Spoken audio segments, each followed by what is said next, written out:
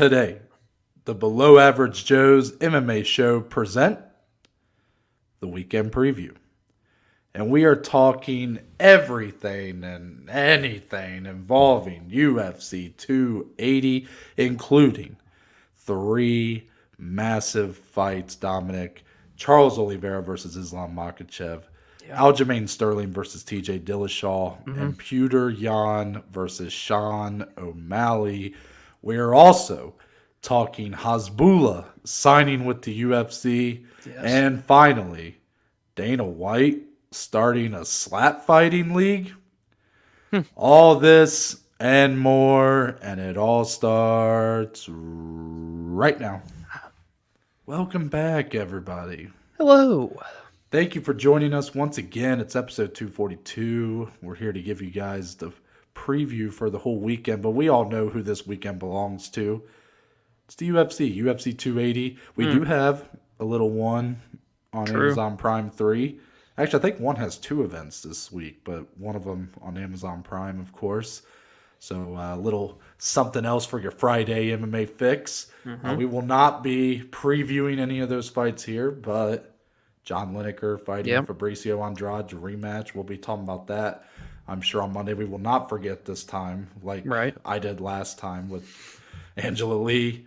That fight, literally put it in the intro and then forgot to talk about it in the episode. Hey, look, it happens, right? Things happen. We ain't perfect, but we're here, Dominic. We're back into full swing. Things are heating up. It's really going to be just a marathon from here for the rest of the year. How are you feeling as we are inching ever so slightly closer to UFC 280? This is probably the most excited I've been to sit down and record an episode with you all year. And this calendar year, 2022, it's the card of the year. It's the fight of the year in Charles Oliveira and Islam Makhachev. I am absolutely stoked, Noah. It's been a great week so far. We're going to have an amazing recording for the amazing Below Average Joe's community, and we get to be in each other's presence. I get to hold you ever so closely while we're watching this banger of a card. Oh, and fights for breakfast. They start at 10 a.m. I mean, come on, guys. It's going to be amazing. And we get to talk about damn near the whole card during this episode. Let's go, Noah. How you doing? I'm doing great. Great. I'm going to have some visitors for the first time. No, I'm just kidding. I have some family come here and there. But first time going to have some friends down to check out the new apartment. It's not even new anymore. I've been here since January. But I'm excited. I'm excited to have everybody here. My people. My people in my humble abode. My new city. I'm excited. A lot to do, a lot to prepare for, get the apartment ready for you guys. Yeah. But at the same time, I got to be ready for this. I'm preparing for UFC 280. Yeah. I can't let that slip my mind, and it has not. Right. Now, before we get into it, Dominic, I want to tell everybody about a great opportunity they can take advantage of if they would like to wager on some of the fights happening this Saturday. Yeah. Now, if you'd like to do that, you could do so with PointsBet Sportsbook. Yes. They are the official betting partner of the Below Average Joe's MMA show. They have an exclusive offer for you. That's right, you, the viewer, the listener. Right now, if you sign up with PointsBet Sportsbook, they are going to match 100% of your initial deposit up to $2,000. You can make good on this offer by one of 2 ways. One, you can go into the description of today's episode, click the link, follow the details there, sign up, boom, got it. Whatever you put that deposit in, it's matched, bam, there. Second, if you want to download the PointsBet Sportsbook app first and take a look around, kind of like IKEA, you're looking at the furniture, you're looking at all this stuff. Maybe you take a dump in one of the toilets at IKEA, I don't know. Let's not do that on the PointsBet Sportsbook app, but you can do so, and then when you sign up, you just have to make sure you use code MMA Joe's. One more time now. Clear it. MMA Joe's. Okay. At sign up. And once again, that offer is good. So please bet responsibly. Yes. But make good on that offer while it lasts. And with that, Dominic, it's time to enter UFC 280. Let's talk about the main event of the evening for the UFC lightweight title. I hate looking at that number I one know. next to Charles, but we got to be technical around here. Charles Oliveira, technically no longer the champion, but he is. The champion has a name. Yes. And it's Charles Oliveira. Now, he is technically not making a title defense here. He is trying to reclaim the title that he lost after his last fight with Justin Gaethje, where he came in a half pound over the 155-pound championship limit. So he will be looking to get that title back, but he has to get through the man who has been crowned for years, it seems like, as the follow-up to Khabib, the man who is going to carry that mantle, the future of the division. Islam Makhachev, ranked number 4 in the division right now. Oliveira, long-term champion at this point, underdog, plus 155 as it stands on PointsBet Sportsbook. Islam, minus 193. Mm-hmm. Some interesting odds there, Dominic, and I'm curious, as you have quite a pulse on this community, you definitely know the ins and outs. You seem to understand what the common man or woman who watches this sport believes and thinks. Why is Islam Makhachev such a heavy favorite here? Yeah, I know, right? That's honestly such an interesting question because from a fan standpoint, all you see, Charles Oliveira this, Charles Oliveira that, champion has a name, you get it, you got what I'm saying. But Makhachev closing at almost a 2-1 favorite in this fight. He's on a, 10-fight win streak. Charles Oliveira on an 11-fight win streak. Why is Islam the favorite? I still feel like that whole protege of Khabib is got to be the biggest reason, though. It really does, because when you look at both these win streaks compared to one another, the stronger of the two in terms of resume does go to Charles. Charles is the champion. He's had, numerous finishes in a row now against top 5 level opponents.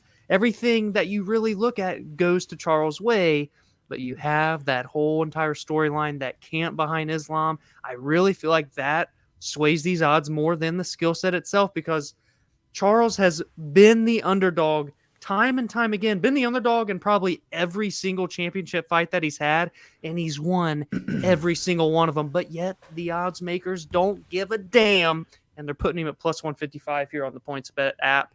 It's very interesting. I don't necessarily disagree with Islam being a favorite. I could see it going either way, but being an almost 2-1 favorite after everything we've seen Charles go through in these fights and still come back and win, that's where I think you lose me on this one. I think this is as even money as a fight on paper in terms of the styles as I think you can have. It is literally, as I already said, the intro, the fight of the year for me, for a lot of people. And two worlds are going to collide. Noah, the hype, it's been building for so long. Now we finally get to see it, knock on wood, that is, in 3 days. Give me your thoughts on these odds before we break down the X's and O's. I understand. Yeah. And I fully expected this to be the case. The odds have actually closed a little bit, I believe. That's true. They did. I believe when this fight opened, Charles was a legit 2-1 underdog. Yeah. Maybe even more than that. I understand. Islam has looked fantastic. Yep. He's got one loss in the UFC, but that was way back in the day. Kind of got caught. Yeah. Besides that, he smash. He's very Khabib-like. He does not fight the same way as Khabib, right, necessarily. They definitely have their strengths that kind of coincide, but he fights. He's a much more elusive, a much more finesse fighter, while Khabib is pure strength and just aggression. Islam, a little bit different, not quite as sized. Definitely uses more speed, has some very interesting offense that he puts together. With that being said, Dominic, I love these odds. You want to know why I love these odds so much? Why? Because people will say, I'm done counting out Charles Oliveira. I keep hearing this shit. Oh, I counted him out against Michael Chandler, Dustin Poirier, Justin Gaethje. I'm done counting them out. And then what's the next words that they say? But Islam's going to win this fight. Right. Yeah. You're counting him out by saying that. Yeah. And I hope that people put their money where their mouth is. That minus 193 ain't too much. Yeah, true. Put some money on that if you really believe so, because I did. Yes, I put the biggest wager in this show's history, in my personal betting history, on Charles Oliveira money line. Yeah. The facts are the facts here. 11-fight win streak for Charles Oliveira against some of the greatest competition, the greatest fighters of this division as it stands. Yeah. Islam Makhachev, very impressive to go 10 fights in a row without losing. But I'm just going to ask the question. I'm going to go for it here. Okay. Who's Islam Makhachev's best win? If I had to answer that, I guess I'd probably go Dan Hooker. But, yeah, I'd probably go Dan Hooker. In terms of name value specifically, yes. Mm-hmm. Yeah. And I think you would probably be right in that assessment. Now, I like Dan Hooker. Yeah. Dan Hooker's a good fighter. I think some people are kind of writing off Dan Hooker. Maybe they shouldn't. But with that being said, compare that to the wins of Justin Gaethje, Dustin Poirier, Michael Chandler, Tony Ferguson, who was still just one loss into that streak he was on. Kevin Lee before that. Yeah, I know he's not in the UFC, but still a good fighter. Yeah. Charles Oliveira is born and bred for this moment. He has faced the fire time after time. He's been counted out. He's been knocked down. He's been nearly finished. And he still comes back and puts them away. And you may believe that Islam Makhachev is ready for this moment. That Islam Makhachev it's not a matter of if he becomes champion, but when. And you know what? I'm going to agree with you. I'm going to agree with you that it is a matter of when Islam Makhachev is going to be champion. But unfortunately for Team Habib, win is not this Saturday, because he is going up against one of the best fighters in the entire company. And I'm going to take it a step further. The most dangerous man fighting today. Yeah. And this is a sport full of dangerous men and women, Noah. Yes. So that is a bold claim, and I would have to agree, and having the all-time record for submissions, the all-time record for finishes, probably hints toward that dangerous tagline that you put on Charles there. This fight is just so intriguing because, as I was digging this morning, Noah, and I'm taking down these notes, 11-fight win streak for Charles, 10 for Islam, comparing the wins and losses, great competition on both sides, yes, stronger towards Charles. But I'm like, the fight as a whole, how often do we as MMA fans get blessed to see two fighters coming in on streaks like this? Both double-digit win streaks. No, it's almost unprecedented. I had to do some digging. The only one that I could think of in my head and had to look up to make sure it was right, Daniel Cormier, John Jones for the first time. DC was 15-0. John had won 11 straight, even though he was technically undefeated, but that was after the Matt Hamill thing. 15 versus 11. That was the only other one that I feel like is even close to rivaling this type of streaks coming together at UFC 280. This is a special moment. It's a special fight, and I'm so glad that it does feel like they're getting that shine because they 1,000,000% deserve that shine. So it's just great to see that as a fan. Yeah, and I'm gonna calm back down because I completely understand Islam does have a great chance at winning this fight. He does. Yeah. But I saw an interesting comparison on, I want to say it was on Twitter, and I want to see what you think of this. And I know you're not much of a boxing guy, but do you remember when Floyd Mayweather boxed Canelo Alvarez? That's happened. Yeah, I do know it's happened. Okay. Yes. And that happened back when Canelo was sort of pegged as the future, but he had yet to really hit that level. Okay. And then he goes up against, one of the best boxers of all time. Yeah. And, Floyd just sort of boxed circles around him. Right. I do wonder if there's a little bit of that in this fight. Now, I'm not trying to compare Charles Oliveira to Floyd Mayweather. I mean, there's a lot of holes in this comparison. But what I'm trying to say is I agree with people when they say Islam's a future champion. Inevitable. Yeah. But is it really going to be against this guy, Charles Oliveira, in this moment on Saturday night? Yeah. I just don't believe this is his time. He's got the route. He's got fantastic wrestling. And if he does get the top position, I know Charles amazing jiu-jitsu, has a great bottom game. You even saw in the Justin Gaethje fight, those 2 knockdowns that Gaethje was credited for was really Oliveira getting tagged and going, okay, I'm going to be smart here, go to my back. Come down to me. Yeah. And he wouldn't do it, obviously. But I do think if Islam holds that top position, I do think that it'll be probably a long night for Oliveira. Yeah. But when this fight stays standing, as every round starts that way, Yeah. I think Oliveira's pressure, I think the evolution of his offense, his aggression. No, his power. Severely underrated. I mean, we're getting to see it lately, but I still would say it's underrated. Justin Gaethje said it was the hardest he had ever been hit Yeah. in his career, and that man's been hit by some people. Yes, he has. I think if Charles keeps that pressure going, keeps Islam on the back foot, I think he can finish this fight the way he said it today, first round knockout. I really believe that. Yeah, he's been Babe Ruthin, pointing that baseball bat to the field. He's saying it multiple times. First round knockout, Islam Makhachev's getting put to sleep.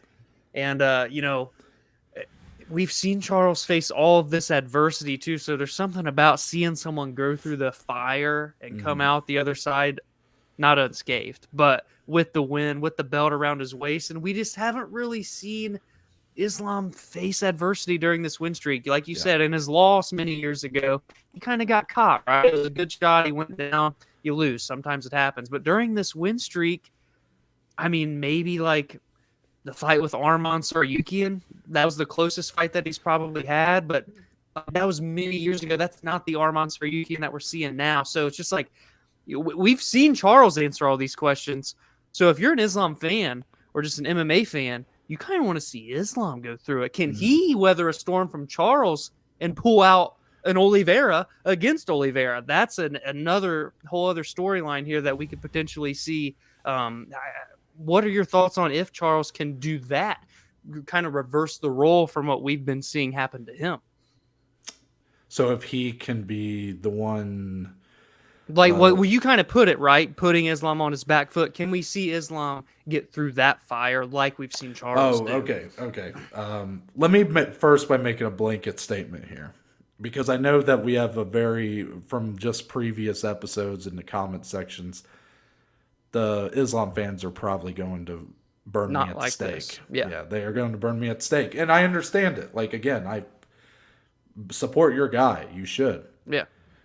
When I'm talking about the win streak and who's his best win, I fully understand it's not his fault that he has not fought the level of competition that Charles has. He's tried. Yeah. He's tried. I mean, he was supposed to fight Beneil Dariush. Yeah. Obviously, Dariush broke his foot. That's when Bobby Green stepped in on very late notice. Islam made quick work of him. Bobby Green didn't even land the shot, I don't think. Yeah, so his fight RDA a couple times didn't come to fruition. Yeah, exactly. And it's not like he's the one. He's not a pull-out merchant or whatever. Right. He's not avoiding big fights. I mean, the only time that I feel like we could ever point to where Islam didn't look great due to a fight falling through was when he was supposed to step in the spot that Moicano ended up taking against RDA. Yeah, and it turned out it was more of a, I don't know. He really wasn't going, like he was kind of acting like he was going to take the fight, but really had no interest in it or something. I don't know. But again, you can't really put anything on him for that. And every person he's fought since that loss back in the day, he's made them look arbitrary. Like a lesser man. Yeah, I mean, even the Armand fight you're talking about, that might be one of the more competitive fights he's had because it got to the scorecards. But at the end of the day, I mean, it was a clean sweep. Yeah. And that's Armand Tsarukyan. Yes, I know he's a much better fighter now, but so is Islam. Islam is still a young guy. This was much younger versions of themselves at the time. Yeah. So I guess what this all boils down to, Dom, what I want to ask you, I don't know if I really even addressed your question. I understand You're now. You're good. I understand now the struggle you face sometimes of addressing my questions. Sometimes you just got to ramble, man. You got to go. But my question is, based on everything we've talked about, I feel like I know your answer, but Islam winning this fight, do you agree with my mindset of Islam winning this fight would show us something he has yet to show us? Yes. Yes, 100%. It's obviously the biggest test in terms of competition. I think he is going to have to face adversity essentially for the first time, meaning that if he wins, he would have gotten through it. So yes, 1,000,000%. And on the other side, if Charles Oliveira wins this fight, he's the best lightweight of all time. Wow.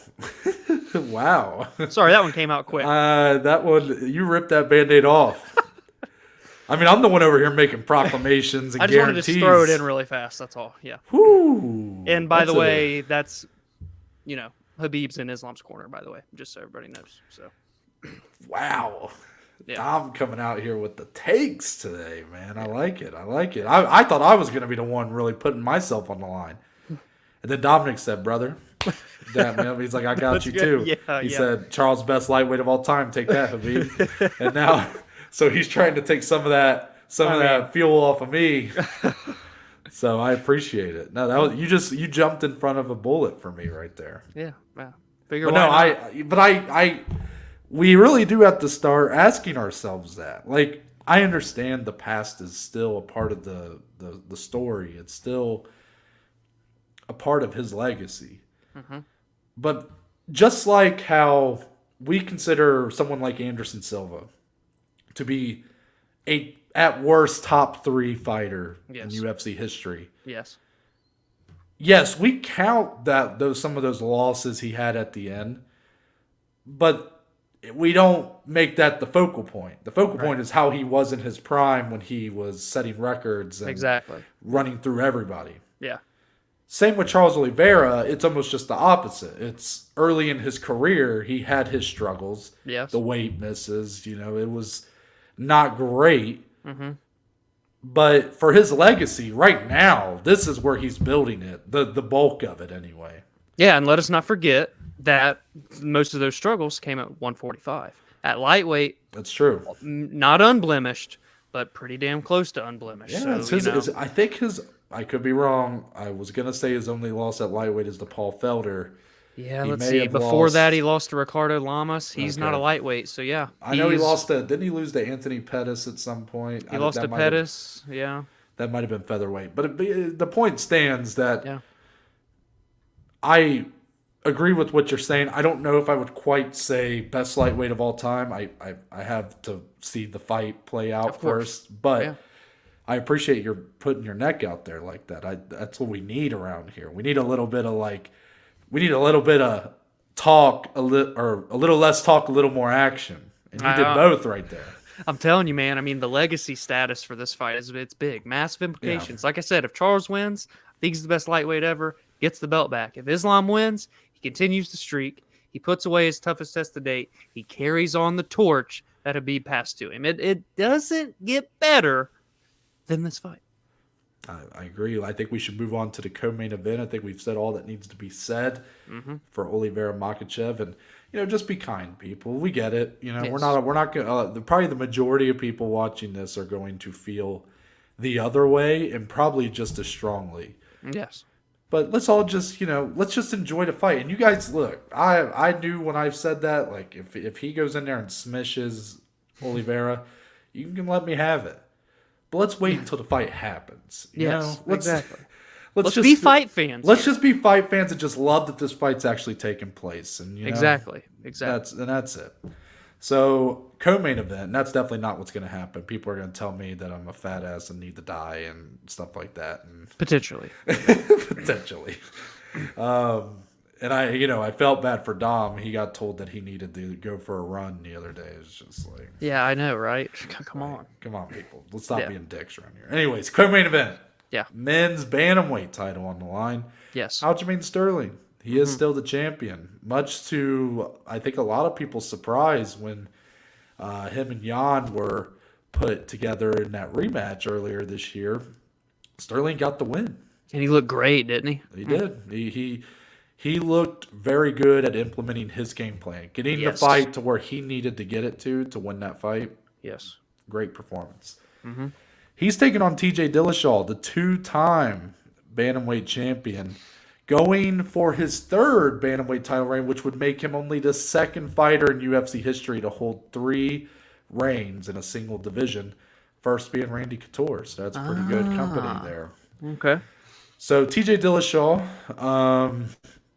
not had a great last couple years. Not at all. The way his 2nd title reign ended, very unfortunate. He went down, tried to kill the flyweight division. Very first ESPN Plus main event against Henry Cejudo. Cejudo pretty much dominated him and beat him in under 45 seconds. Then TJ, they were kind of planning to do a rematch at bantamweight. TJ turns out on EPO. The Lance Armstrong drug, Not good. great. Yeah. So he gets a 2-year suspension, loses his title, comes back. Very first fight, he comes back to main event spot against Corey Sandhagen. Very controversial. Yeah. Most people seem to believe Corey Sandhagen won that fight. And I wouldn't argue with that. But I do think TJ Dillashaw really gave a performance that was all guts and all heart. Yeah, great fight. Because he tore up his knee in the first round of that fight and continued the battle through it and still was able to make it a close fight against such a dangerous guy in Corey Sandhagen. Mm-hmm. So Sterling versus Dillashaw, this is not the fight. It's a great fight, but it's a fight that I think a lot of people are struggling to know who to root for. A lot of people don't like Sterling. A lot of people don't like Dillashaw. Yeah. So Sterling is the favorite, minus 162. Dillashaw plus 130 as it stands. And I'm going to tell you, Dom, I think these are pretty good odds for this fight. I do. I don't think Dillashaw should be a heavy underdog. Yep. 2-time champion, still showing he can compete with the best of the best. But I do think Aljamain Sterling, coming off that win over Petr Yan, I think he's a bit younger, but it seems like in his fight years anyways, it seems like he's very much in his prime. Yes, he's had some injuries, but he seems to be in a really good spot in his career right now to perhaps make a run here. And I do think that he has the edge in the wrestling, of course. I think if he gets this fight down, he's going to be able to grapple circles around Dillashaw. Ooh. Dillashaw, very talented everywhere, but it's just, to me, a matter. You look at what he did to Petr Yan. Yeah. When the fight was down there. I don't see Dillashaw having much better of a time. So for him, the key will be to keep it standing, and he is a dangerous fighter when that fight is standing for sure. He's got great kicks. He's finished people with those kicks. Cody Garbrandt, sad. Yes, but I like the odds. I think this is a pretty accurate representation of this fight, in my opinion. Do you agree? Yeah, I think it makes sense. I think Aljo deserves to be a favorite after that performance against Petr Yan that no one really expected him to do. I think I have no issue with a minus 162 for the champ. TJ hasn't fought since July of 2021. He's coming off of a knee surgery. That's a long layoff. He's banged up. He's 36 now. He's not getting any younger. And as you said, Aljo's kind of in his prime in terms of fight years and real years. At 33 years old, Aljo's going to have a little bit of a size advantage. He's got a 4-inch reach advantage. I really am intrigued, Noah, at this fight. It's high-level stuff. It is. TJ is a phenomenal fighter. He's very well-rounded, as Noah said, just kind of good everywhere. Swiss Army knife. Aljo, grapple heavy, very good on the ground, competent on the feet. So I don't want to say a tale of two different styles because TJ's, pretty good everywhere. Aljo is strong enough on the feet to, I think, compete with TJ.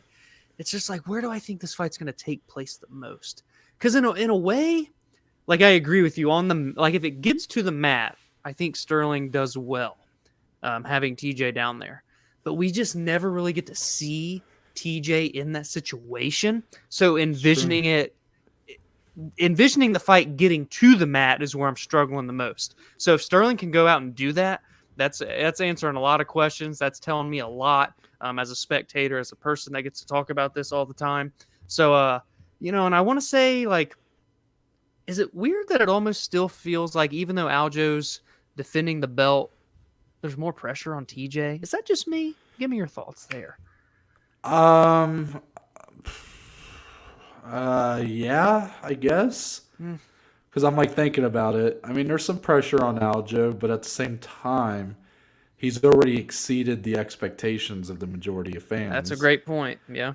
For TJ, I mean, I don't know what the pressure is really I mean, he's already had 2 title reigns. He's maybe the best bantamweight of all time.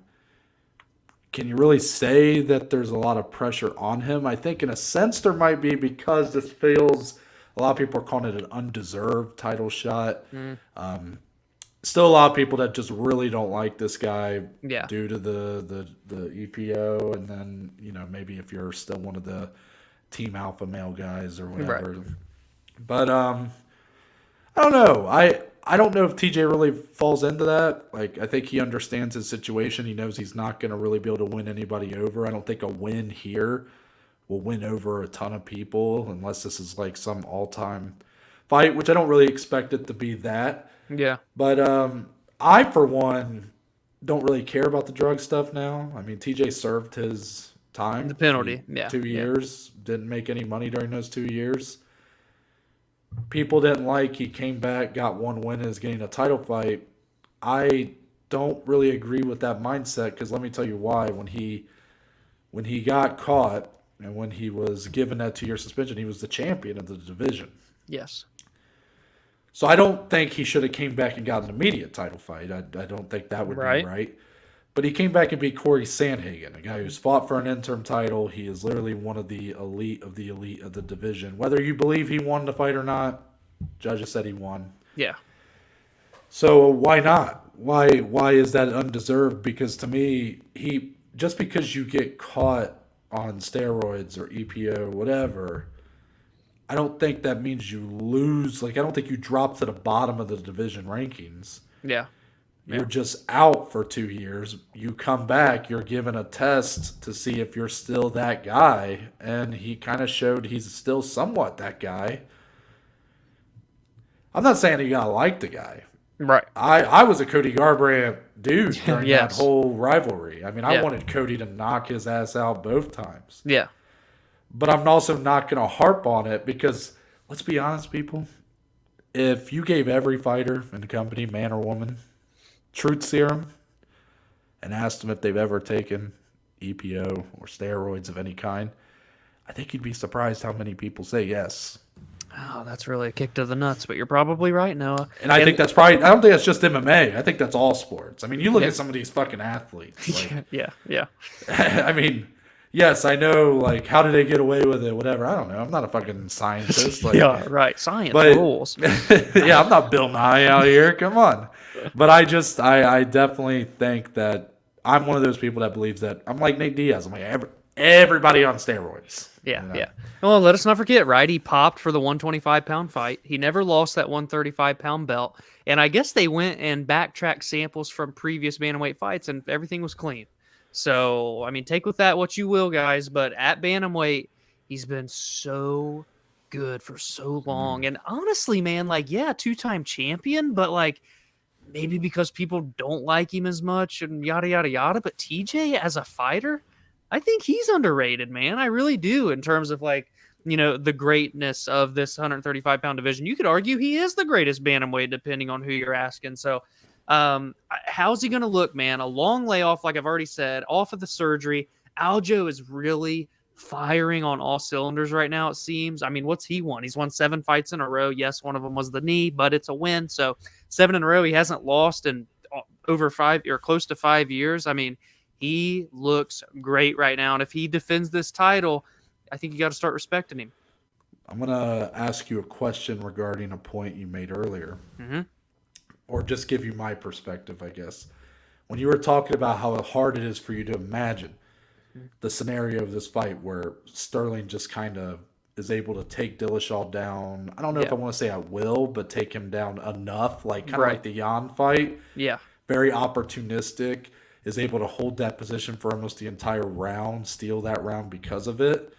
Like, my question for you, and why this might tell you why it's hard for you to imagine it. When you really think about it, when's the last time that TJ Dillashaw fought a very good grappler? That's good. That's Like good. someone who leans on their grappling. Like you look at, I mean, I guess Henry Cejudo, but It was on the that feet. fight was 40 seconds. So if you look at it, Corey Sandhagen, stand up. Yeah. Henry Cejudo. He does fall into that category, but it was 40 seconds. There was no wrestling to speak of. Yeah. The 2 Cody Garbrandt fights before that. Mm. Cody Garbrandt, boxer. Yeah. Before that, what do we got? We got That was John when he Lineker. remember when he just dismantled John Lineker, broke his jaw and everything. Yeah. Dominic Cruz before that. Yeah. You're right. You see what I'm saying? It's been a That's long a great time. point. Yeah. Yeah. And again, I don't think that the UFC were like protecting him. I just think that's just how the top of the division was shaking up.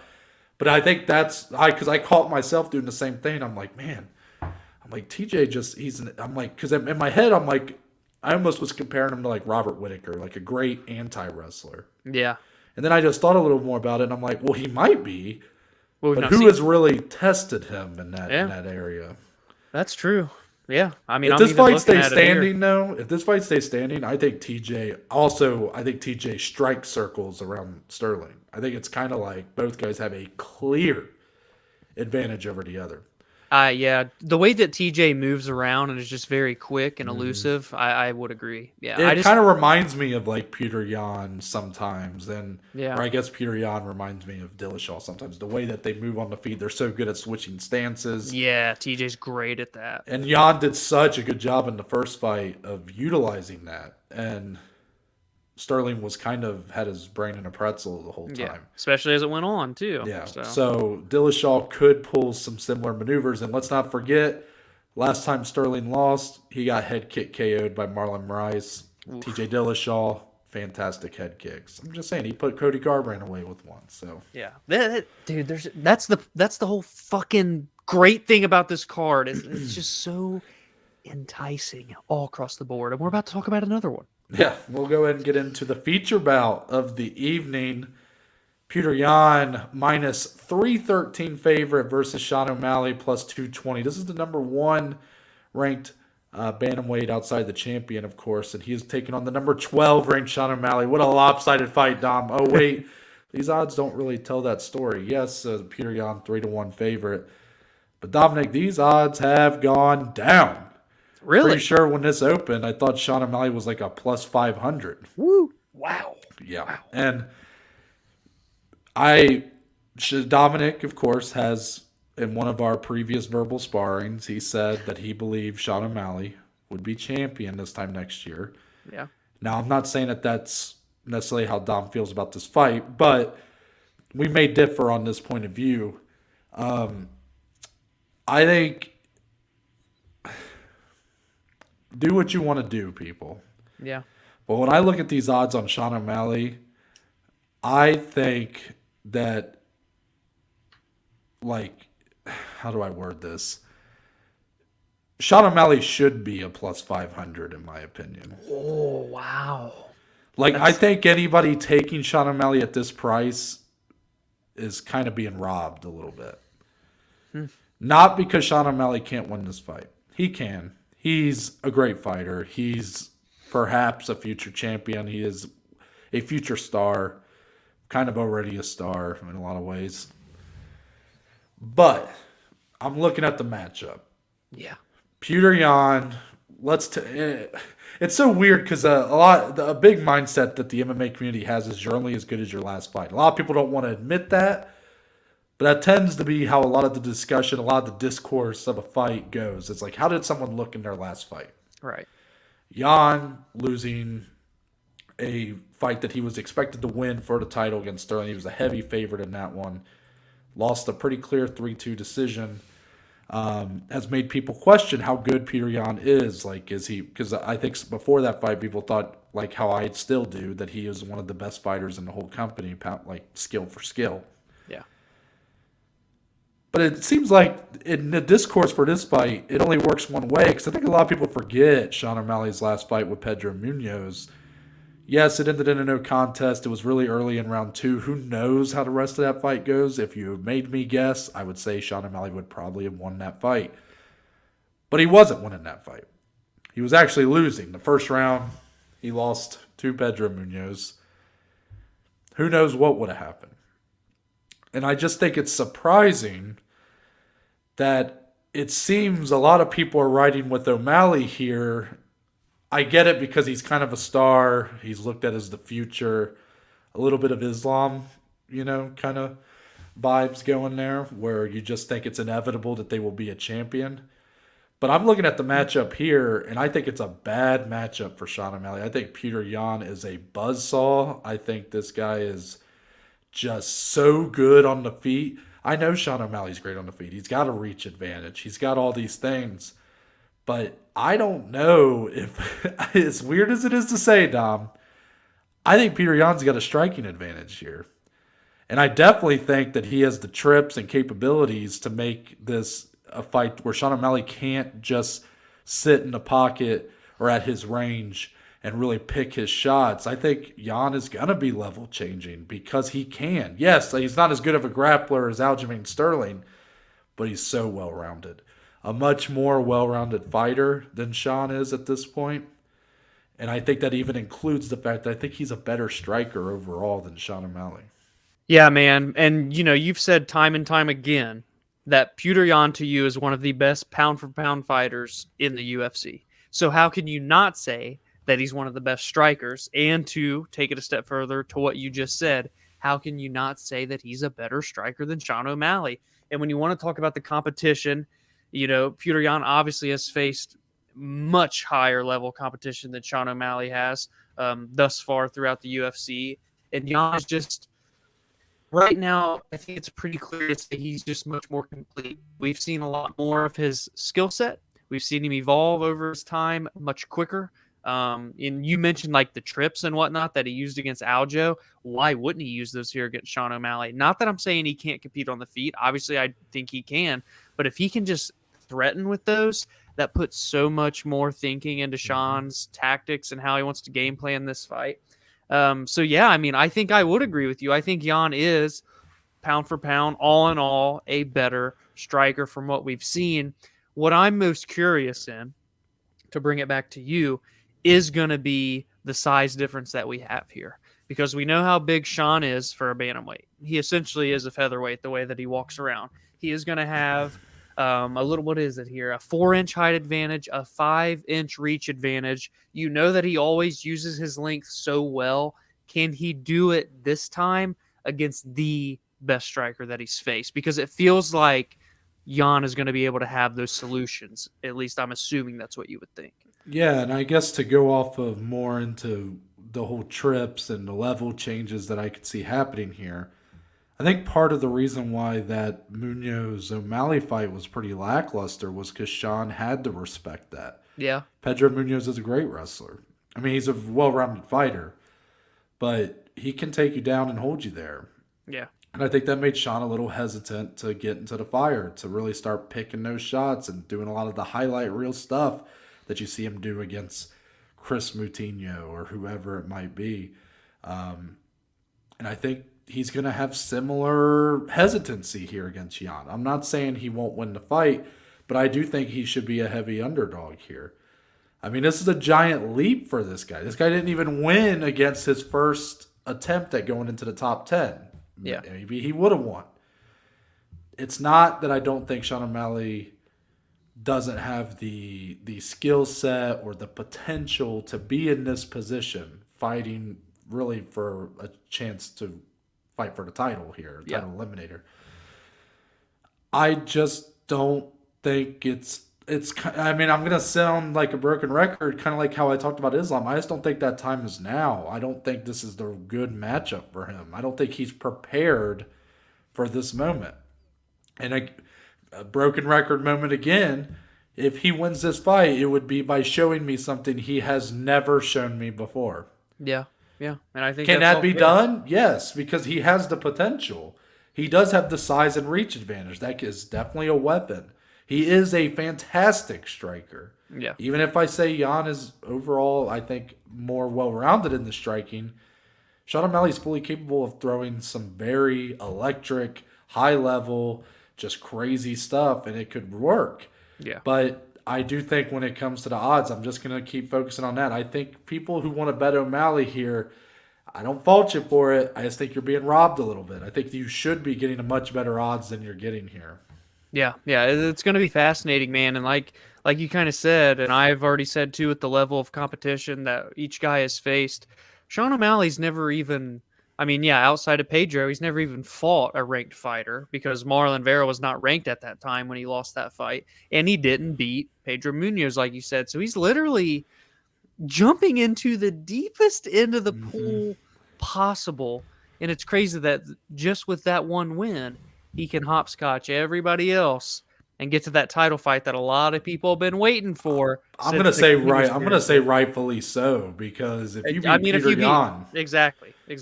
I don't care what else you've done before. Yeah. That's enough for me. Yeah. Like them, other people might get upset by that, but I don't see why. Petr Yan's a former champion. The man, in a perfect world, not a perfect world, but if in a different world, he's still champion because he doesn't throw a stupid illegal knee against Aljamain Sterling and he goes on to win that fight. But that's obviously not the way the cards were dealt, and he did end up losing that rematch fair and square. But he, like I'm saying, I obviously think highly of Yan, even more than probably most. But even the biggest of Petr Yan detractors have to admit this guy is one of the best in the division. And due to being a former champion, being in multiple title fights since then, Sean O'Malley wins this. He's getting a title fight. And honestly, he probably should. Yeah. Man, I have to ask this. It probably doesn't fit to the way you just ended, but I have to ask you it because you were big on these odds and how you think Sean should be a bigger underdog. So do you almost foresee, maybe not even predicting, but could you foresee where Petr Yan just literally makes Sean look like a plus 500?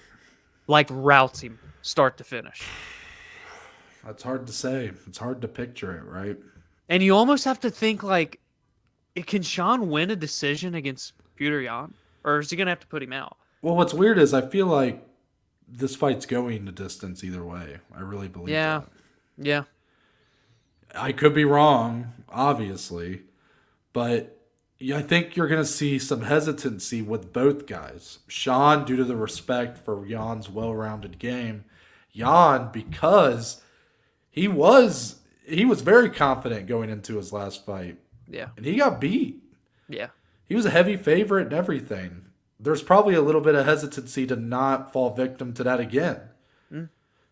So I think it could be a bit slow, a little bit like Munoz O'Malley in the beginning, and then things might start to heat up as both guys get more comfortable and kind of start realizing we got to really go for this. Yeah. But I think it's going the distance either way. And I think he ends up making him look like a plus 500. Probably not. I don't think he quite. If the fight goes how I picture it, I'm not sure if Yan does enough to say that. But I think he does enough to win probably every round of this Pretty fight. decisive. Okay. Yeah. I just think O'Malley may have his moments, but I could see this being I hope it's not. But if you made me predict it, I'd say this might end up being kind of a disappointing fight. Yeah, I hope not, man. I really shouldn't even have said that. I don't want to put those bad vibes out there. But it's just, if you made me put a gun to my head and said, how do you think this fight's going to go? That's just kind of how I'm feeling about it. I don't know.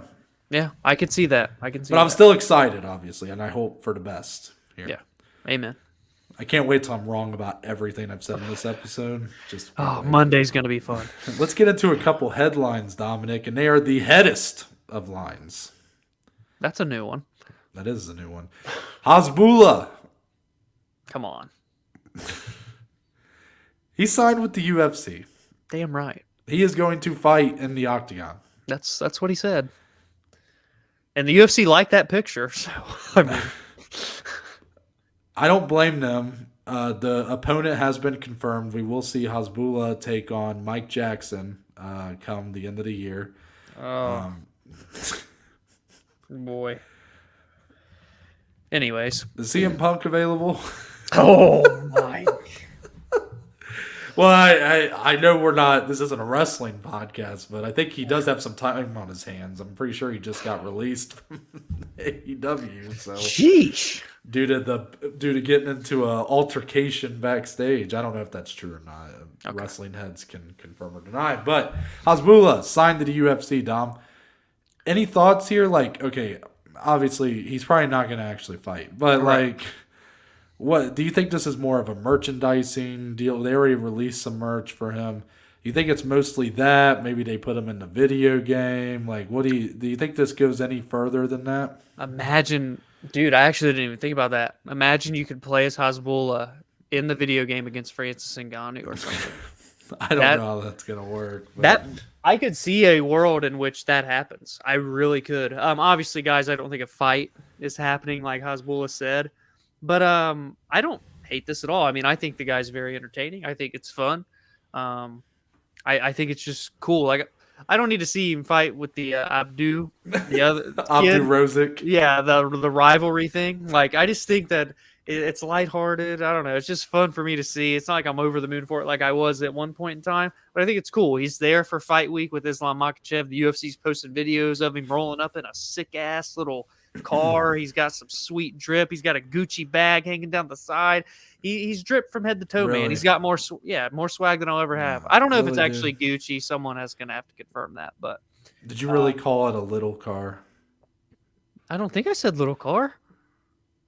Roll the tape. The UFC's posted videos of him rolling up in a sick ass little car. I hope I didn't say I little told car. you. Really? Sick ass car though. But yeah, man. I don't know. I don't like merch, video game. Maybe some like Promotion. content for maybe something for Fight Pass, like maybe Content, some original yeah. TV, like maybe a little Interviewing show. fighters. Yeah, they did that Chase Hooper, Ben Askren little thing, like almost like a show type deal. yeah. Like maybe they do Stuff a like that. Hasbulla. Which is cool. Fuck You know what I would like to see? I'd like to see Hasbulla versus Abdu Rosic in the new Dana White Slap Fighting League. Let's talk about that. Yeah. Dana White Slap Fighting League is officially a thing. So What if Dana that's White what he actually does? seems. Just for the record, No, Dominic called it a little car. Is there anything else you'd like to call little about him? I don't. If I said little car, I want to personally apologize as bull. I didn't mean to. It was a slip Noah. up. It was. You're onto something here. Yeah. The slap fight. It makes sense. The main event of the first Dana White Slap Fighting League. They're going Yes. to put it on pay-per-view because they don't have a network partner. And it's going to sell probably more than the pay-per-view this weekend. Yeah. Point blank, period. Because Hasbulla is fighting Abdu Rosic in a slap This fight. clip is going to be saved, and this will be released when that fight gets announced because, no, I'm not kidding you. That's what's going to happen. Mm-hmm. That is what is going to happen in this slap league. Yep. Wow. Good thing we added these on last minute. Who would have thought? Who would have thunk it that Noah had that in the brain? Yeah, I honestly just kind of came out, just rolled off tongue. I was just trying to transition. Oh, it was more than a transition. You blew my mind. Well, let's just. I mean, we don't really have to talk about this too much, but Dana starting this new thing. They're Yeah. going to hold events at the Apex. Yeah. Are you in? Are you going to be watching the first Dana White Slap Fighting League? Only if it is Hasbulla and Abdu Razak. Like, I will never watch another one again, and I'll probably only watch one fight on that card if that's actually the case. Yeah, I'll probably never watch it. I Yeah, see the clips all the time on like Twitter and stuff, but I didn't know it was like such a big deal apparently. But Hunter Campbell going on and on about it in this interview that I read. I mean, hey man. Yeah, let me put it like this. I'm trying to find the words here. This is some janky ass shit. It's odd. Janky as fuck. What's janky mean? Well, it's not a term of endearment. Yeah. I feel like I woke up in like a different time. Like I'm just like, what? Dana White's starting a slap fighting league. I'm like, what? Like, what year is it? Yeah. Like, what am I doing here? Yeah, I mean, it's just this is really weird. So I mean, this is Zuffa Boxing, right? So all the resources that went into Zuffa Boxing have been turned into Dana White Slap Fighting League. I mean, what a time. Dana said, "Fuck all the drama in boxing. We're going to the slap fighting." There you Now go. we got to see him versus Nate Diaz in a slap fight. Have you ever seen that clip? Nate Diaz smacking old Dana White. You almost had to have Nate headline that first card because of the Stockton slap. I'd watch it. Dana White versus Tito Ortiz slap fight. Oh, there we go. Now we're Co-main talking. event too. Hasbulla though. Hasbulla main event, of course. Yeah, now we're talking. Talking. How about Daniel Cormier versus Dominic Cruz? Oh, Slap saw fight. a little beef. Okay. Yep. And then we kick off the main card, the Battle of the Joes. Yep, that's true. And I would beat your motherfucking ass. I'll take a dive and we'll get you knockout of the year. Yeah. Brendan Fitzgerald versus John Anik. Why not? Why not, right? The more the merrier. Yeah. Well, that was All right, it for that. Yeah, what are we doing? So let's get into the rest of UFC 280. Beneil Dariush taking on Mateusz Gamrot. This will be on your main card. Been a tough little time for Beneil Dariush. He's been really trying to fight to garner the respect and no kidding credit that he deserves. He was put in a main event against Islam Makhachev. That was set to be the biggest win of his career if he could get that win. Biggest fight of his career for sure. And then he breaks his ankle or breaks his foot while sparring in a cage. Unfortunately, he has to pull out. We haven't seen him since. He decided to not get surgery on the injured foot. Just let it heal. Just let it heal. Old natural. Like our ancestors used to do when they were wiping their ass with leaves and stuff. Right. Or just they were just doing what the Liver King was doing. That's what they were doing. Yeah, right.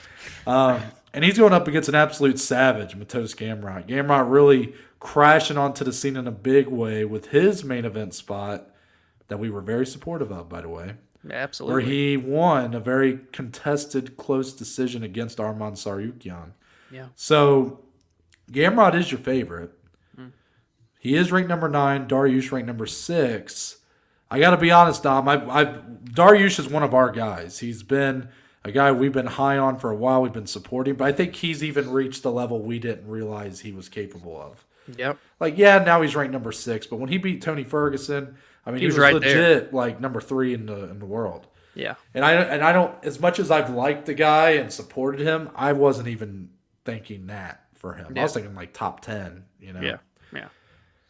This fight, I'm very concerned for Dariush in this fight. Oh, okay, interesting. So it's not, and again, I don't want to look too much into not necessarily a mindset of you're only as good as your last fight, because Dariush looked good in his last fight, but Dariush coming in with this injury that he had that he just kind of let heal, didn't get surgery on, while Gamrot looked terrific when the fight was in the grappling exchanges against Arman. But that is a concern for me, Dom, that Dariush, I'm a little worried that the man did not give himself the proper time and care to really let this injury heal. Maybe this is more common, especially when you got savages like MMA fighters, dealing with injuries. Maybe this is kind of a common thing. You just let an injury that's that severe just heal. But I don't love it. I feel like we could be coming into some sort of TKO due to injury. God forbid. But Mateusz Gamrot, I feel like is coming in not only with confidence at an all-time high, but also maybe not 100%, because whoever is 100% when they step in the cage, but no injuries to speak of as far as we know, and has fought remarkably over the last few fights of his. So I'm a bit concerned for Dariush. I think there's a lot of things working against Dariush right now, because this is the fight that if Dariush wins, he could really finally hit that. He could be right there for that title fight, and this feels like the moment he may slip. I'm very concerned. How are you feeling about this fight? I would say I'm concerned as well as a Benny Dariush fan. Shout out Chael Sonnen. And I want to say that because, Dariush has been known. He didn't end in the Tony Ferguson fight. That was a bit dull, right? He did what he had to do, got a good win. I'm not taking anything away. But before that, he's been known to scrap a little, Noah. Been known to throw the leather around, if you will. I don't think that's going to fly against a guy like Mateusz Gamrot, man. I think Mateusz Gamrot is a high-level striker right now. He looked great back and forth with Aljamain Sterling. And on the ground, I don't see a world in which Dariush can do to Gamrot what he did to a Tony Ferguson. So I This could be where that long win streak stops. I mean, he's won 7 in a row now, but he's had long layoffs. He's had this injury now, and he's coming into a killer, someone that is surging, a future title contender. I'll just say that for Mateusz Gamrot. It's a dangerous fight, one that he surely didn't have to take one like this, but so respect to him for taking it. But I think right now, the way both careers are going, Gamrot kind of checks every box in this one to me, man. It'd be huge if Dariush can come back and get a win like this over a surging guy, but if Gamrot can come in and steamroll through Dariush or just get a big win, that says a lot for him too, man. I got to see how these grappling exchanges go, Dom, because I was surprised at how thoroughly Gamrot seemed to not only go for the takedowns against Chookagian, who's a very well-rounded fighter, but also just seemed to really win all those exchanges when it went there. I expect Gamrot to be the better grappler. I expect him to go for that, but also Dariush is a very good grappler. He's a very good wrestler. He's shown that. Now, there's levels to this game. We'll see. But would it shock me if Dariush was able to kind of get the upper hand in some of those exchanges? I don't think it would. But I just can't shake this bad vibes I'm feeling for Dariush in this fight. I think it's all set up. It feels like it's set up against him. He's doomed to fail almost in this fight. Yeah, it's unfortunate. We'll see. Next one, Katlyn Chookagian, who just refuses to give up that number 1 spot in the women's flyweight division. This could be the one, Dom. Maybe. If she gets a win here over Manon Fiorot, who's ranked number 7, this could be her chance to somehow, some way, find herself in another title fight. Manon is obviously a very highly touted she's not really a prospect anymore, but she was a very highly touted prospect who seems to be making good on that potential, has steadily improved over her last few fights. She's going up against the most consistent of this division, Katlyn Chookagian. It may not be the most entertaining all the time, the Amanda Hebus fight, her last one notwithstanding. That was a good one, yeah. But credit where credit's due, she's good. I mean, that's all you can really say. She's a good fighter. Is she good enough to beat Valentina Shevchenko? Hell no. Right. But everybody else. She's literally beaten everybody else except for Andrade, of course, who's no longer in the division. Right. So, Dominic, I'm just going to ask you straight up. We don't do a lot of predictions on here, but I'm going to make you give one. Is this the time that Katlyn finally lets someone else slide into that number 1 spot? Does she lose this fight to Manon Fiorot? I like Manon Fiorot a lot. We got to see her live in Columbus. But Katlyn Chookagian's almost a plus 200 underdog. She's plus 180. Surprising. That is insane. Katlyn Chookagian by decision is calling my name, Noah. You know how it goes with that. And Andrei Arlovsky by decision. If anyone can take that number 1 away, I do think it would be Manon. Because Manon's good everywhere that Katlyn is good. But I worry that Katlyn has just fought so much better competition. Literally everyone down the list she's fought. Manon's biggest test was Jennifer Maia. It wasn't that great. I thought on paper she should have really decisively won that, but she got involved in some grappling, which, we got to see another side of her game. So I respect that, but it just wasn't the performance I felt I needed. She won the fight, but she should have dominated the fight. It's very forgettable. Yeah, it's very forgettable. And I just think Katlyn is so good at utilizing her range, picking her shots, and keeping her opponents away from her, unless it is just Andrade or Valentina Shevchenko. And Manon doesn't really have that type of style because she likes to point fight, pick shots at range. She was I don't know if it was necessarily karate, but she's some sort of striking champion from France. I forget what it was. Someone can fill me in the comments. But again, man, when everywhere that you're good at is the same as Katlyn, I feel like I have to lean Katlyn. As much it would be a refresher to get the fresh blood in there, Manon get in and be 5-0 in the UFC, then challenge Valentina. That's a great fight on paper, right? I just don't know. I have a hard time seeing her win this. I do. I think a big part of Chookagian's success is the fight IQ, and that goes hand in hand with the fact that she's battle tested. Yeah, she's fought pretty much everybody that's been in and around the top of this division. But I also think a bit of an underrated part of her game is the size. I mean, she is just a She's large, so long. very long. Yeah, I don't want to say large. Like she's just she's just bigger than her opponents. I mean, a lot of times, and Yeah. it's hard to keep her at a distance. It's hard to not allow her inside of a clinch or whatever because she's just so long and big. And Fiorot, that'll be an interesting test to see how she manages that because she does like to keep fights at a distance. She likes to pick her shots. If Chookagian gets this fight on the mat, I think it's tough for Manon because I think she did show some holes against Jennifer Maia, and Chookagian, we know she's no stranger to laying praying for 3 rounds. It's happened many a times. And we know that she's going to look the exact same in round 3 as she does in round 1. She does not waver. So we'll see. Very true. The headliner of our prelims sees my favorite fighter in the world, Belal Muhammad, taking on Sean Brady, no relation to Tom. So Dominic, shout out Tom Brady, man. My man's going through it. Yeah. Divorce, rumors. It's tough out there. Yeah.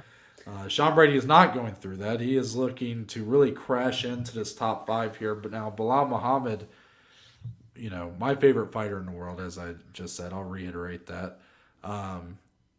He has definitely, overexceeded the majority of expectations.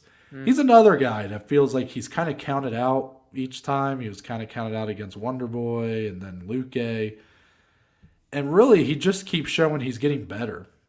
He is. So all jokes aside about the favorite fighter thing, because really I don't like watching the guy fight that much. But I have to admit, like the Luque performance, I mean, that was a pretty thorough, outclassing of Luque. Yes. And he did it with the grappling. He did it on the feet. He did it with his pressure. I'm a little surprised he's an underdog. Sean Brady's terrific and has a lot of potential. But I think, even though he won against Michael Chiesa, and that's a impressive win, it's one of the fights that sticks out to me as the most someone could lose in a win that I've ever seen. Yes, the final round of that fight where Chiesa nearly had finishes and really put the pressure on and gassed out Brady stands out to me more than anything that happened in the first 2 rounds with Sean Brady, Yeah, it's weird, right? It just feels like when I walk away from that fight, I felt like Chiesa got the better of him, but yet it was a clear victory for Brady. It's just you're kind of like, uh-oh, It opened our eyes a little. It was his biggest fight for Sean Brady. He wins the fight, and yet I walked away having more questions about how he can really compete at the top of this division than answers. And that's not usually how that goes when you're given your toughest test and it's your entryway to the top 10. And it's against a guy like Chiesa, who's very good. Yeah. That's what happened. And if the Belal Muhammad who fought against Luque shows up here, I don't see how he loses this fight. I got to be honest. I think I would agree. And I am a bit surprised that he's an underdog. What is it, plus 116 or something like that? And the thing is, these guys are both known to just grapple the shit out of their opponents. So, what's it going to be? Is it going to cancel each other out? Or are we going to see someone's grappling overtake the other? That's the biggest question. What's weird is I think Sean Brady's got a higher pedigree of wrestling. And I think he's just going to be physically stronger. Yes. Bilal's jacked, but Sean Brady's just Sean's pretty big.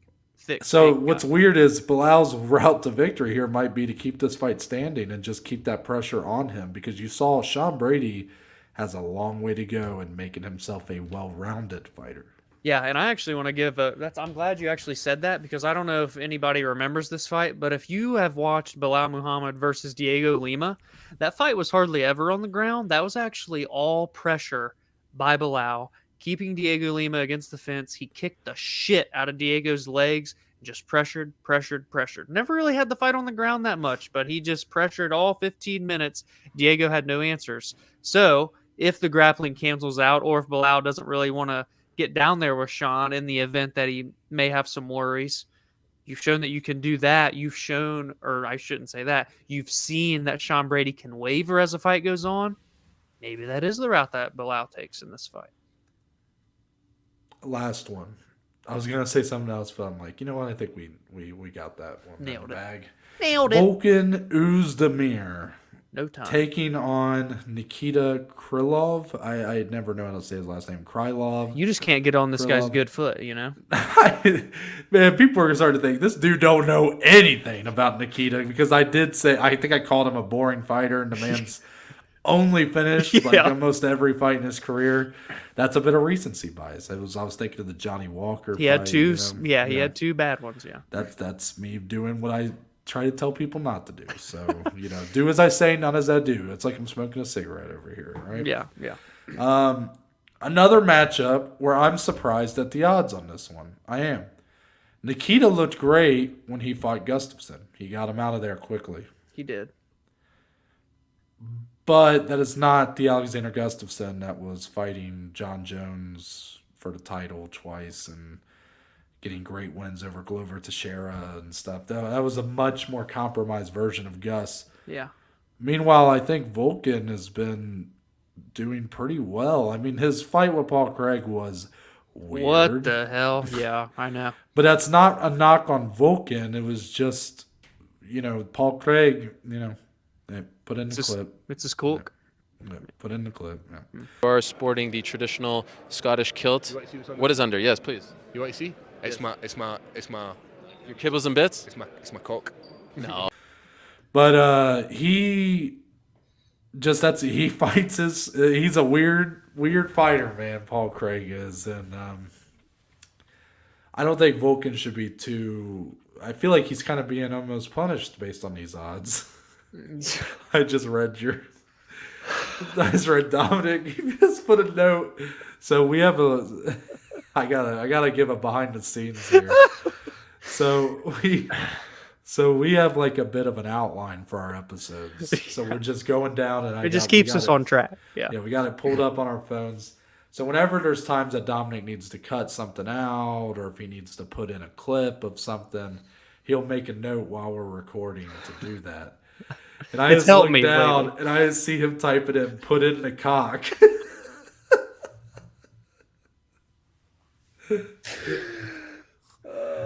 Oh man, that's good shit right there, Dom. But yes, Volkan Oezdemir. So this is not about. This fight has nothing to do with our man Paul Craig. Yeah. But for Volkan and Nikita, like I expect this fight to be pretty violent. I do. I think Really? Okay. I hope so. which is weird because both guys are known for that. Apparently, Yeah. not known to me for Nikita. It's more so but- Volkan lately is the one you got. But I was about to say, with both guys, though, I feel like it's been a while since we've seen. I mean, yes, Nikita knocked out Gus, but think of like the last few years. Yeah. These are two guys that are best known for being kind of violent and heavy hitters and stuff. But we haven't seen a ton of it from the two of them the last few years. Yeah. But I feel like the styles are mixing well to where we'll kind of get a pretty thorough finish here, maybe. I don't know. That's the way I'm leaning. Maybe I don't feel super confident about that. Like, it's not something I'm going to bet. It's an iffy But one.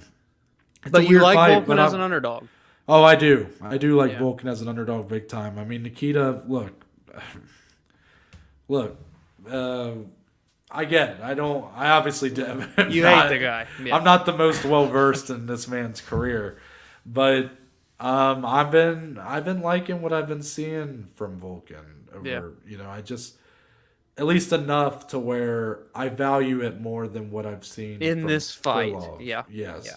And I just think the styles, I think the heavy hands of Volkan, and the fact that he does seem to be putting together a pretty decent fight IQ. You look at the way he fought Paul Craig. I think it's a good recipe for him to get a win. Yeah, yeah. I could see it being a quick firefight or something to where, especially like the side of Volkan, if he wins, he kind of just does what he needs to do. Stay safe, wins the fight, turns it into 2 in a row. Yeah, very true. Before we get into closing statements, I want to remind everybody Yeah. that if you would like to see the plays that we have for the weekend, you can do so by following us on our Below Average Joe's MMA Show Twitter and Instagram at the Bajma. It's so great. The BAJ MMA. Dominic usually posts the picks for the week on Friday or Saturday, one of the two. So we'll have those on there.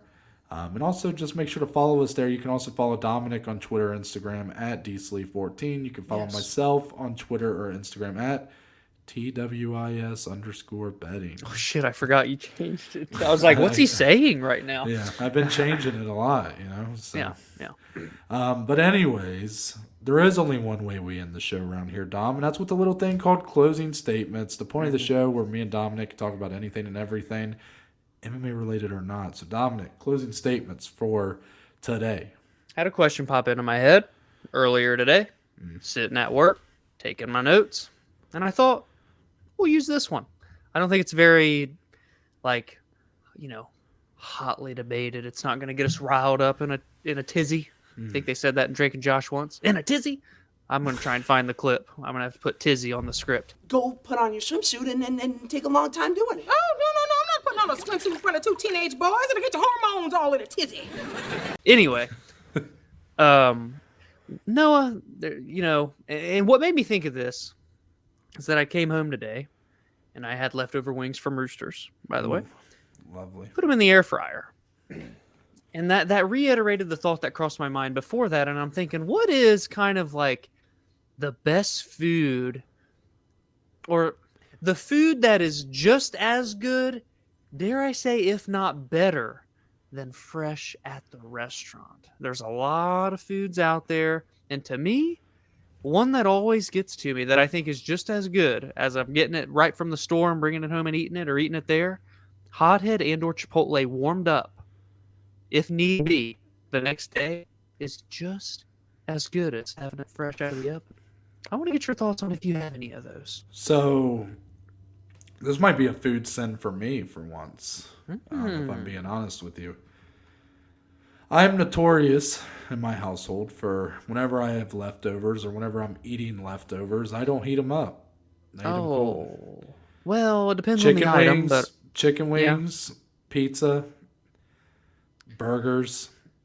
oh, you lost me there. Yep, lost me there. I do not heat up leftovers. I don't. Hot dogs, anything. Oh my, you're really fucking with me now. Wow, you had me. Chicken wing, pizza.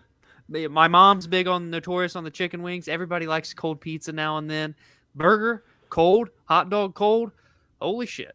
Threw me off with that one. You got me. You got me, kid. I legit eat everything cold that's left over.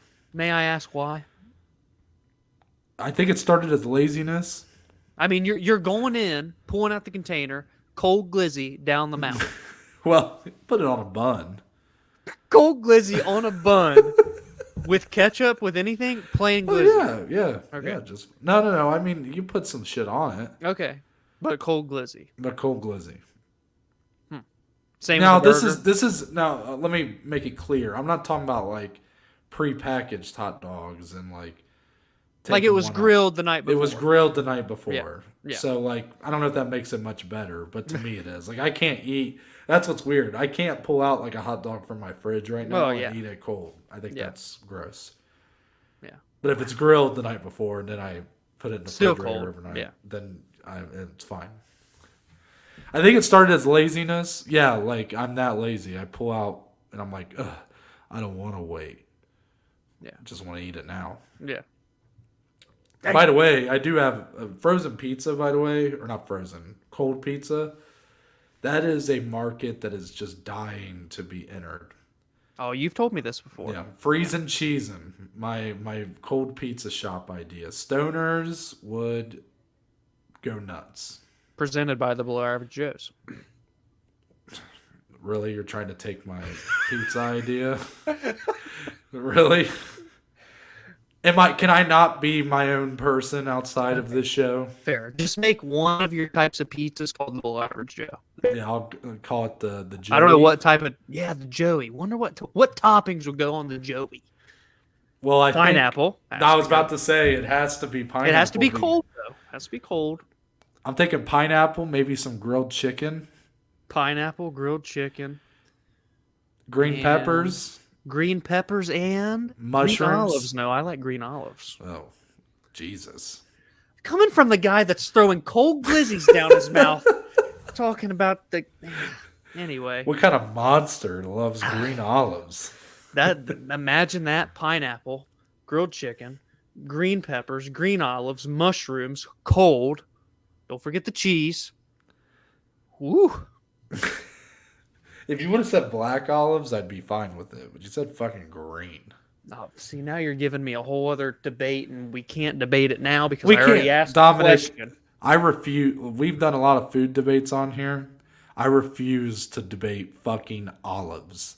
I just want to make that clear. We may just have to do it. That's literally the Titan. That's rearranging chairs on the Titanic. That clip of debating olives is going nowhere but into the iceberg.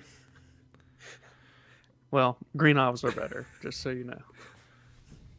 Stop. It's not going to work. All right. It's not going to work. But black olives are better. Anyways, so I didn't have a segue there. I didn't have something ready.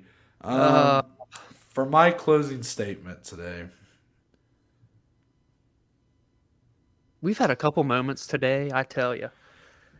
Yeah, it has been quite a day. And my computer exploded, by the way. You guys don't know this, but it did. Yeah. You can probably tell in the lead up. If you're watching, you Yeah. can probably tell Dominic starts going haywire at some point. For me, so I've been on a true crime kick lately. It seems like the whole country is right now. Yeah, I mean, it's nothing, I'm not being, what's the word? Like, it's not unique. Everybody is. But, like, I'm not someone who's always into it, Yeah. But I do get really into these videos that break down, like, interrogation footage and stuff and kind of tell the stories of these trials. I think it's very interesting. So lately I've been on one of those kicks again. If any of you watch this kind of stuff, JCS, the Matt Orchard, these guys. But they really spook me, man. Like, I got into it for the first time late last year when I was still at Bowling Green. And, like, yeah, I had a roommate, but, man, I would, like, be watching them. And I'd, like, hear shit out my window. Be like, what the fuck's going on out there? Yeah. Start getting paranoid a little bit. Yeah. Spooky. Yeah. Spooky season. So I was watching them last night in the living room on the couch. It's almost 1 a.m. I couldn't really sleep, I was just watching Oh, some videos. boy. And I started hearing a bunch of people outside my door. So I spring into action, like anybody would do. Yeah. And I want to... And I'm trying to listen to what I'm hearing because they're like loud banging, there's yelling. Like, what the fuck's going on? Yeah. But I can't make out any of the words. So I walk over to my door. I look through my peephole. And the race doesn't matter, but I'm just going to mention it just because of the language barrier here. I see like 16 Asian people just scattered about the foyer or whatever outside my door. I mean, yelling, banging. Were they hitting your door? No, just Okay. like I don't think all of them live there. It's like, it was legit like 12 to 16 people. Yeah. But I think either one or a couple might be the neighbors next to me because I would hear freaking banging against the wall and stuff. I'm like, what the fuck is going on? Yeah. So once I looked out my peephole and that's what I saw, which, again, it could have been any type of person. It could have been a white person, black people, whatever. But you don't see a whole lot of that in Indiana. You just don't. Yeah. And I realized that I had seen enough for tonight, and I just went to bed. I said, I can't do this. I said, this is really how I'm, like... Were you able to fall asleep? I was, because I don't know. I was expecting something crazy, and it was crazy, but it was almost like a... Very holy shit. unexpected. Like, it was like, man, I've lost my mind. Like, I need to go to bed. Like, it was almost like I didn't believe that what I was seeing was real. Wow. Yeah, that's interesting. So, be careful with the true crime, people. It fucks with your brain. Peepholes are just scary, huh? Yeah, it's very true. But thank God for them. True. I'm Noah Baker. That's Dominic Salee. We are but just two of the Below Average Joes, and we'll see you guys on Monday.